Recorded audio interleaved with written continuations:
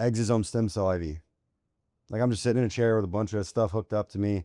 And of course that goes viral because people are like, what are you doing? And then the next one is everybody's asking me my thoughts on those things because they want to know if I think they're good, not good, the research behind it. So then you get to educate. Right.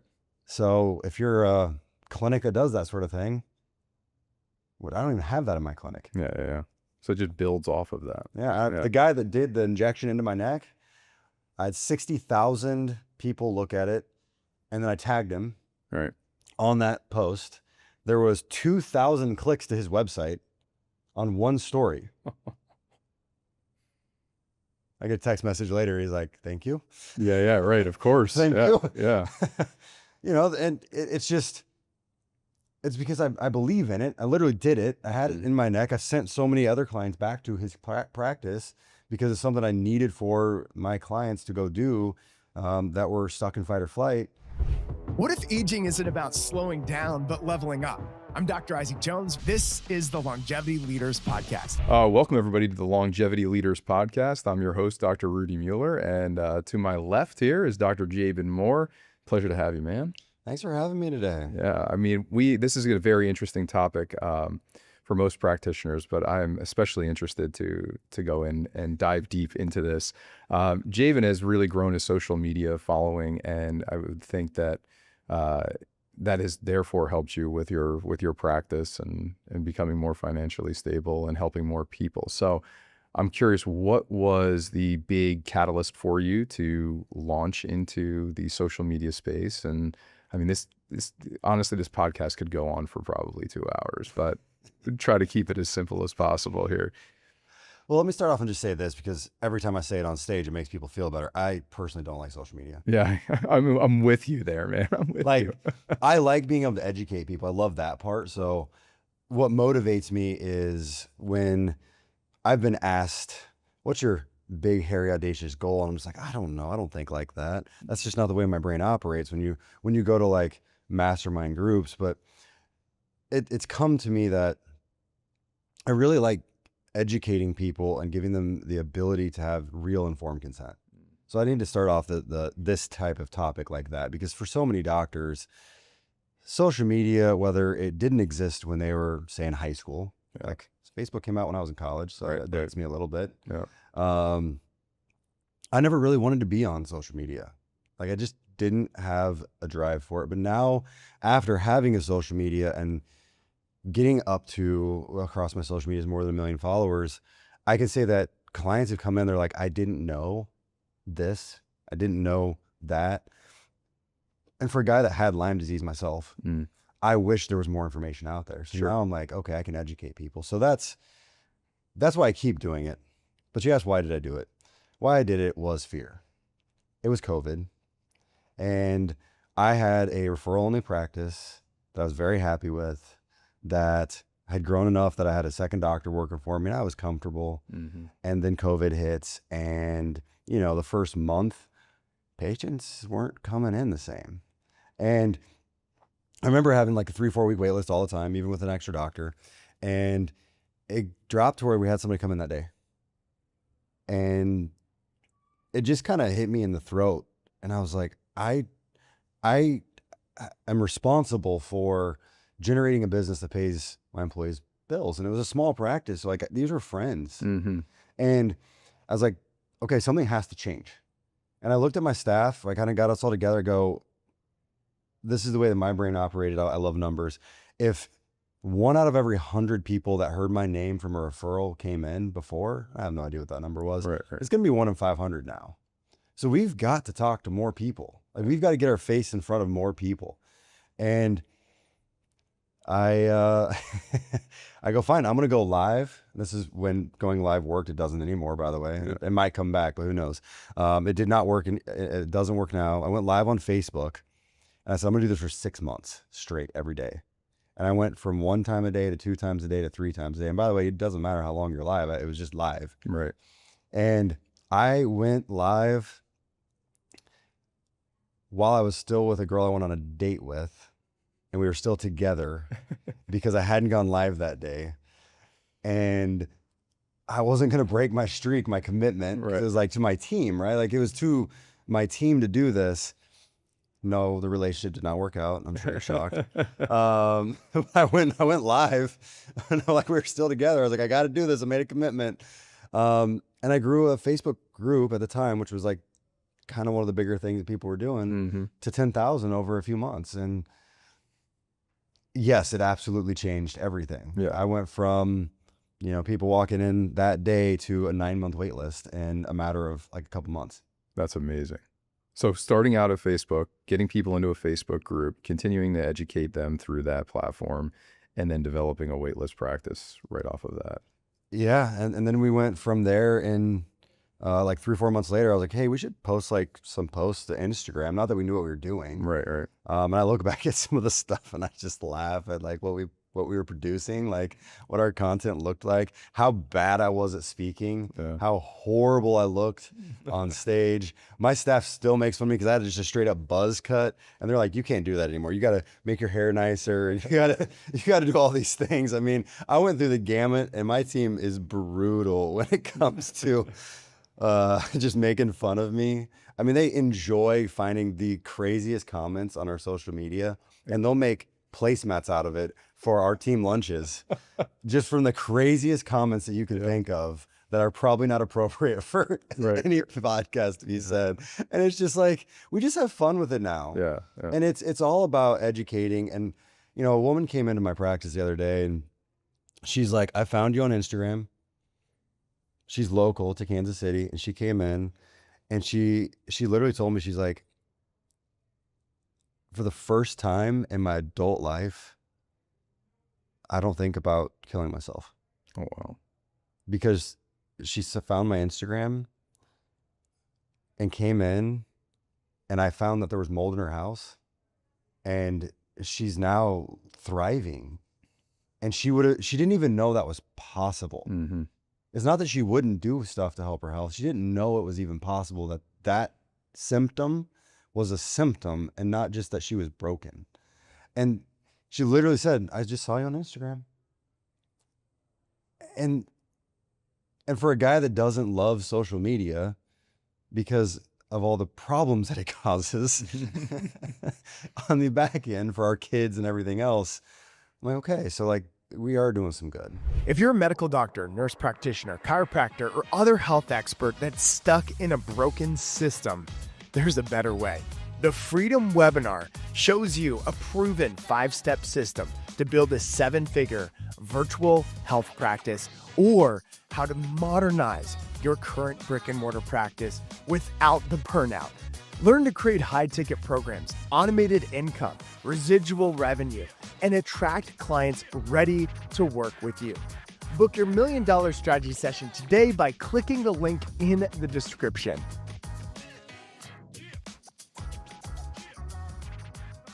And that fear that you had, I mean, what a change to be able to help somebody like that to come in. I think that, one of the beautiful things about having a referral only practice is that you have patients coming in that are obviously being referred by a trusted person who's gone through the process. I'm sure they've asked and had multiple questions for that individual about what the process is like. So they're already pre-educated. They're not coming in blind and you're having to, but now with the video, it is basically almost as, if not more beneficial as a referral, right? Oh, I got stories all day. Like you said, we can go a few hours. So, I, in practice, did some weird things. I was a guy that would do some muscle testing. I would do some acupuncture. I would do a lot of lab testing in my practice. So one of my patients, and I love her, she probably helped build my practice when I very first got into practice because she was such a huge referral source. She would just say that I was her voodoo doctor. And at first I was really offended by this, honestly, because I'm just like, I went to school for a long time. Everything I'm doing is science backed. I'm like, here's all the labs that prove that you have mold or Lyme or whatever that we're working on. But that's what she would call me. And when people would come in, I realized after a little while that when people called me when she called me her voodoo doctor, when they came in, they were ready for whatever. Yeah. And like, they weren't going to ask any like negative type of questions. They were just like in for whatever, because they were so to the point of their health where they just wanted help that they would go to the voodoo doctor. Yeah. So this was before social media, right? And So eventually I just started wearing it more like a positive statement. I was like, oh, you're coming in that way, then I know we're going to get along. Right, right. So it's like pre-selected referrals, which is what we all would love to have. Absolutely. Because you have that one patient that you don't want any more of that one. And they're like, oh, I'm going to refer my friend. You're going, oh, Right. Yeah. Yeah. you know, it's just like, I don't know if we get along in that way. And when social media came around, it was even more pre-selected people, because now people come and they already know my opinions. Right. They already know what I think about every diet. They already know what my mindset is around Lyme disease and Epstein-Barr, and they already know how I talk. They already know that I'm pretty analytical. They already know that I am pretty direct, right? They know me so much differently. They're educated on the basics. So I don't even have to go into, for many of them, hygiene products are toxic that come from your big box stores. They don't have to, they're not going to question when I say your tap water is toxic. They already know I'm going to say that. Right, right. They're already ready for most likely what I'm going to bring to them, at least in some regard. They know the supplement companies I like. They know the lab companies I like. They're coming in as if they've hung out with me. Right. Can you imagine how that changes your practice if every person that walked into your practice had already spent, 6 hours going through all of your content, all of your webinars, all of your training, how that accelerates the speed that you can even work with someone in office? Yeah. I mean, I'm thinking not only knowledge, but just the trust that they have in you, because they wouldn't be coming to you if they didn't already trust you. Right. And so that eliminates so many of these different barriers that come out from cold marketing. Right. So, all right. So as a physician who does not do enough social media, where is the first place to start? Like if we've said to ourselves, we're going to go ahead, we're going to start social media. Where would you recommend? Obviously it's not Facebook Lives anymore, but like we're currently in this type of network or environment. When I get asked this question, I got to get to know the provider and their skills and also their practice type, right? So if you need to generate leads quickly, then you're probably going to go to Instagram and you're going to start doing reels and carousels as we sit right now today. And you can put the date on this, right? Right. Because that's what's working today. And it'll change in 3 to 6 months. Right. It just changed 3 months ago. And you just have to look at the social media landscape of the one that you're jumping into and say what's working and just look for patterns. So I would say go to Instagram right now, because you can get something that can go viral quickly. It's to the right age demographic for functional medicine, longevity providers to actually market to. Because if you look at TikTok, it's more for younger individuals, at least the majority. If you look at the age bracket, is going to be a little younger. And the type of items that you can sell through TikTok, our TikTok shop, it's all cheap China junk, right? Right. So people on there are looking for cheaper items, not longevity care that typically costs a little bit more. And so you have to look at what your needs are as a clinic, as a provider. If you need leads, go to Instagram. If you don't need the leads right now, but you want to build a reputation and you want to get leads over time to grow, then you probably want to consider podcasting. You want to consider doing YouTube, because that long form content, which is not popular on Instagram and TikTok and Facebook right now, will absolutely build a higher level of trust. It will give more information. It will have long-term more trust built, but it takes much longer to grow on long form platforms, because it's not people just scrolling through quickly. Sure. That caught my interest. Right. And so your growth pattern is going to be different based off of the content type that you're better at. And for me, the best platform that I've jumped on was just Instagram, because that's what we did. Like at 2021, when I started, Instagram was the big thing. I did jump into TikTok. I grew 50,000 followers in a month, and it generated almost no leads to a complex chronic illness practice. Sure. Right? Wrong niche for that. If I would have had a supplement brand, that would have been awesome. Right. So I was like, I'm not going to keep doing this. And I didn't know how to do TikTok at the time. I legitimately, all I did was go to TikTok. I looked at what was going viral. I saw what formats worked. I saw what topics were working that aligned with stuff that I wanted to talk about. And then I put my type of spin on those topics with my information. So I did not copy someone else, but I saw it was working. No different than if I'm dealing with a patient and I'm struggling, I'm going to call friends. I'm like, what are you doing for this? Yeah. Right? Like, I'm not going to do it exactly your way, but I want to figure out what is working and then I make it my own.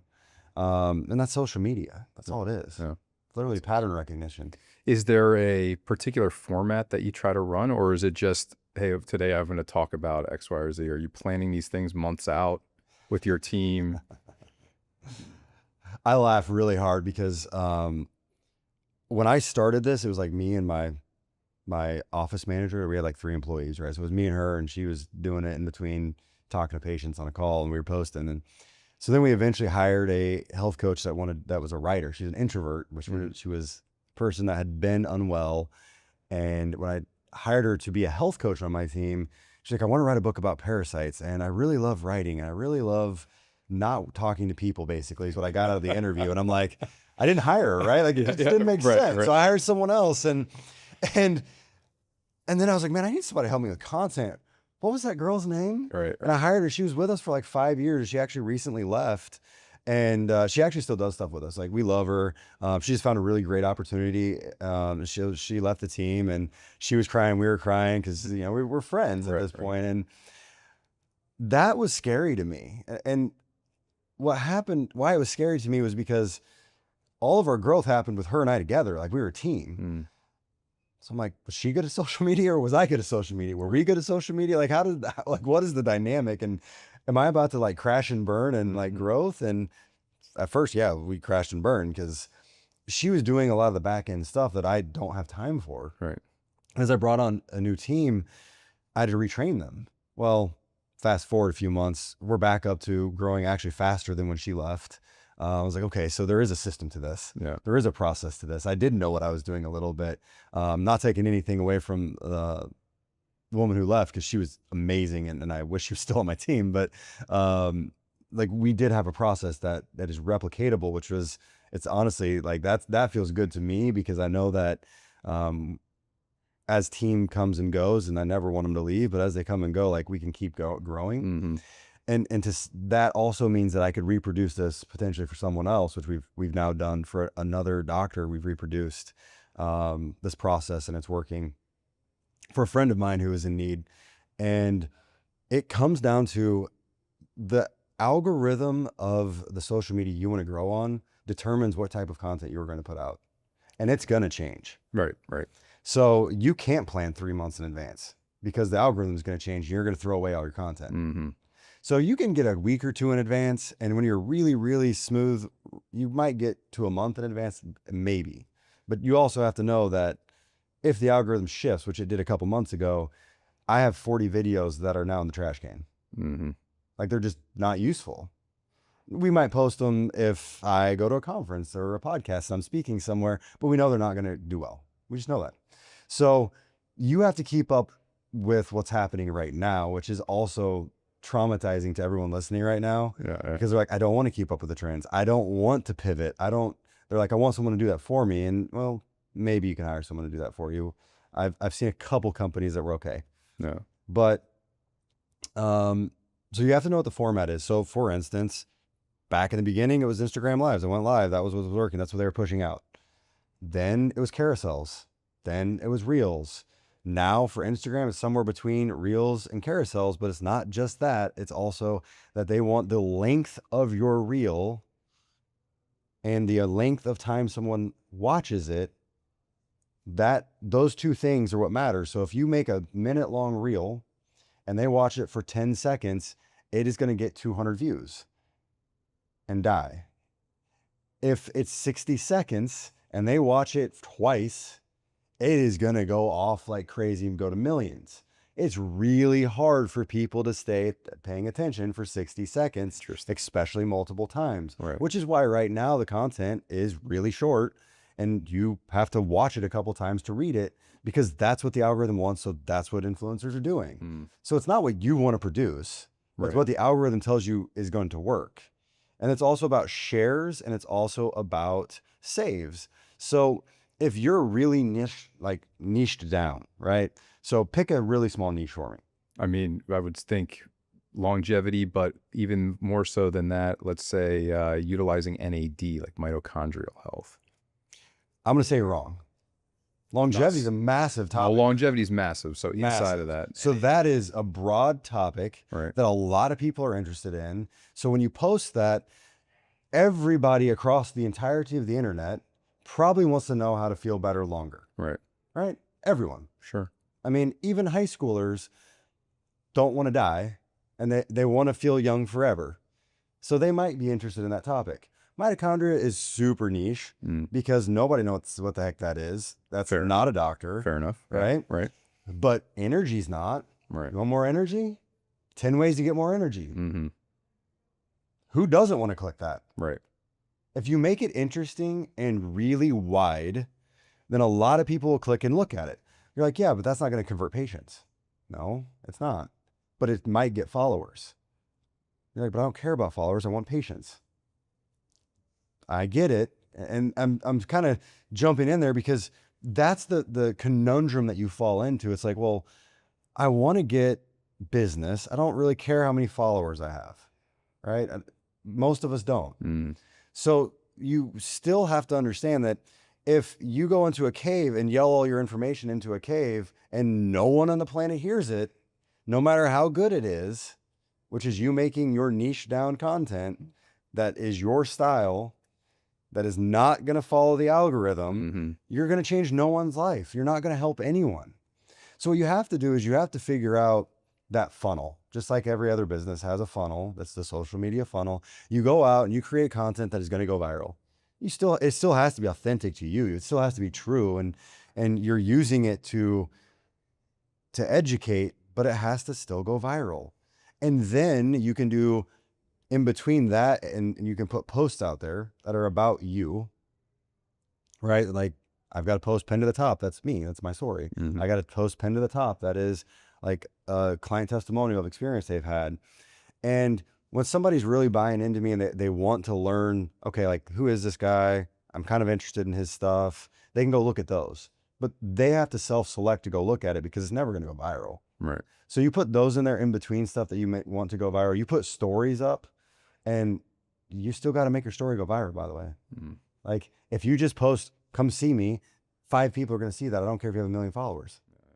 But if you post something like, oh, I don't know, a picture of me with a needle going into my neck that's 4 inches long because it's a biohack for stimulating the vagus nerve with procaine, it'll get 60,000 views. And then the next one, work with me, which got 50,000 views. So it's still thinking through the process of marketing through social media to educate, because everybody's like, what the heck did you just stick in your neck? And I'm like, well, for all of you that are in fight or flight, that are stuck, you can do neural therapy and this can help you. So you're creating that funnel, and you've just got to figure out what is going on right now and how it works right now, because it used to be niche down, social media. Not anymore. It's all fluff.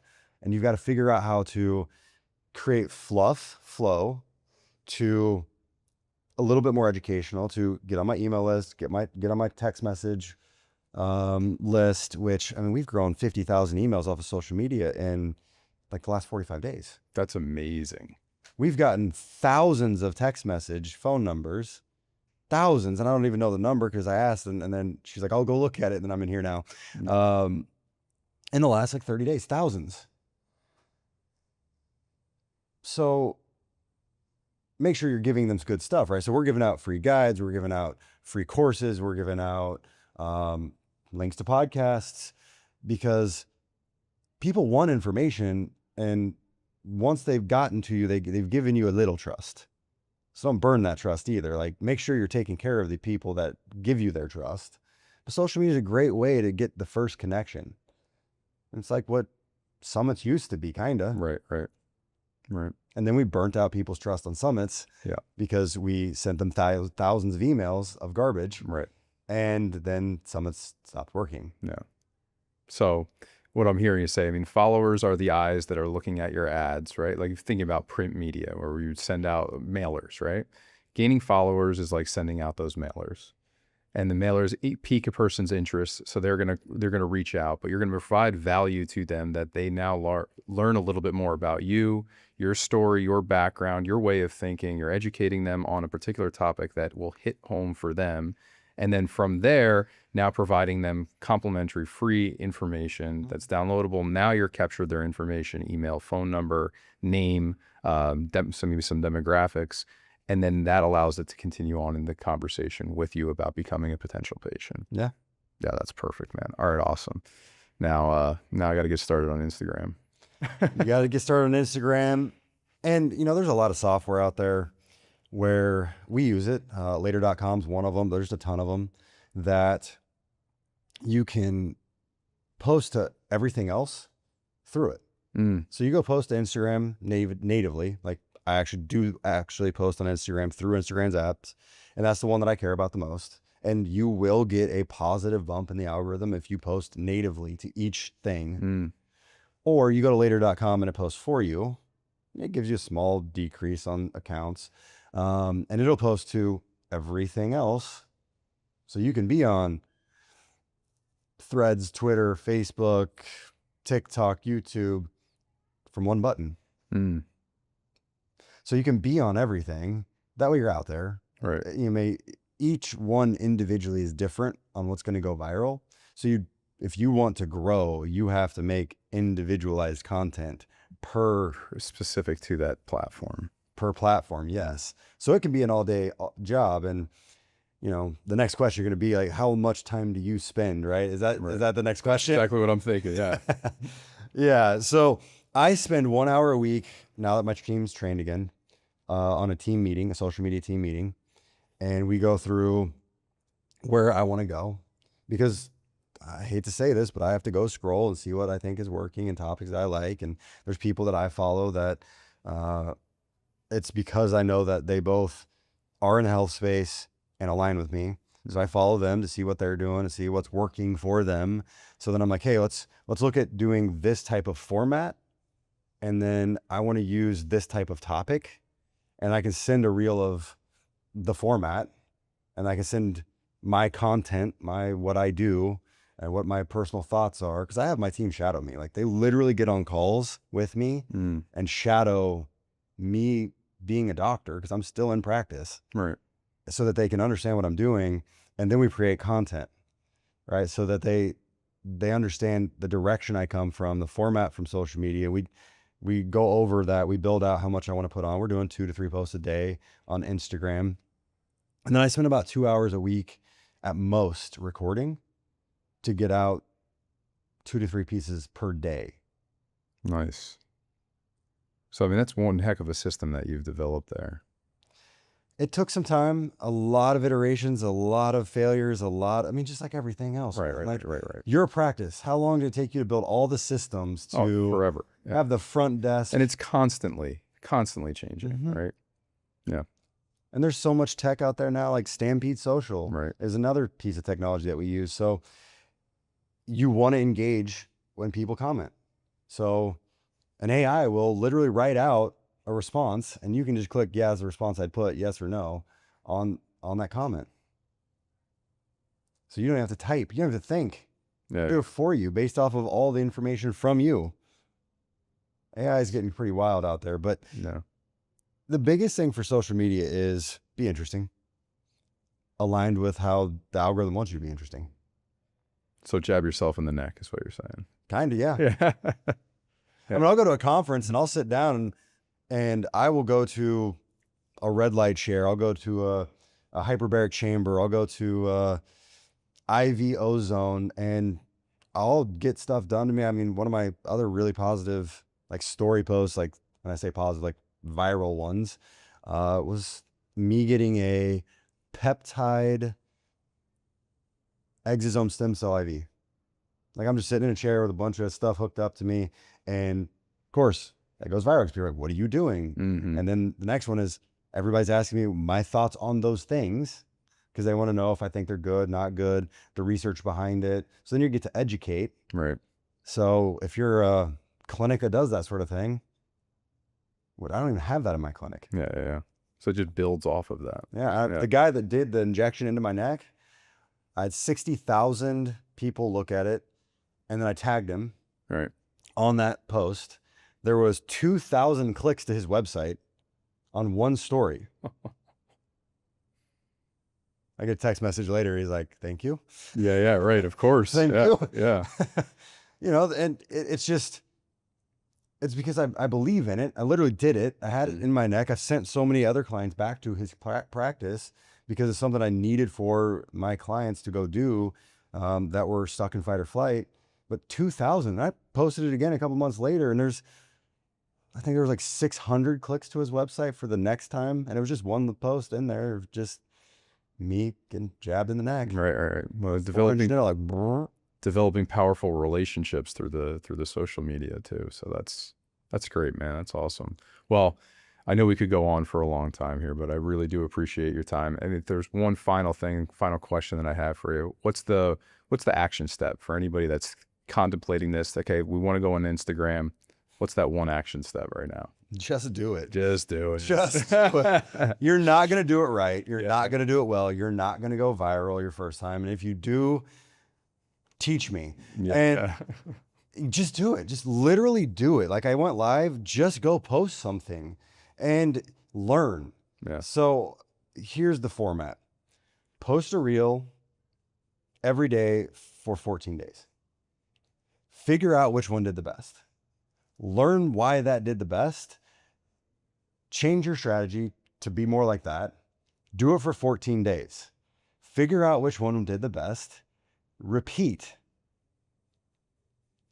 And you'll get better and better and better. Yeah. Now, could you hire a social media team with professional video editors and a team that has a lot of really good already marketing skills? So they know the psychology of a hook, which is the title. They know the psychology of the first 3 seconds. Yes, all of that matters. But if you're a single provider, single person, just go post. Just start. All right. So this is a challenge to all of you. 14 days straight. Thank you, Dr. Moore. Jaban, appreciate you, my man. And I look forward to seeing your continued success on Instagram and wherever else you stick a needle next or whatever crazy thing you do. Appreciate it, dude. Yeah, man. Thanks for having me. All right. Thanks for listening to the Longevity Leaders Podcast. Our Longevity Leaders community is on mission to transform 100 million lives by 2040. If you enjoyed this show, please share this with somebody that you know, especially another doctor or physician, but also click that follow button. Until next time, stay strong and live long.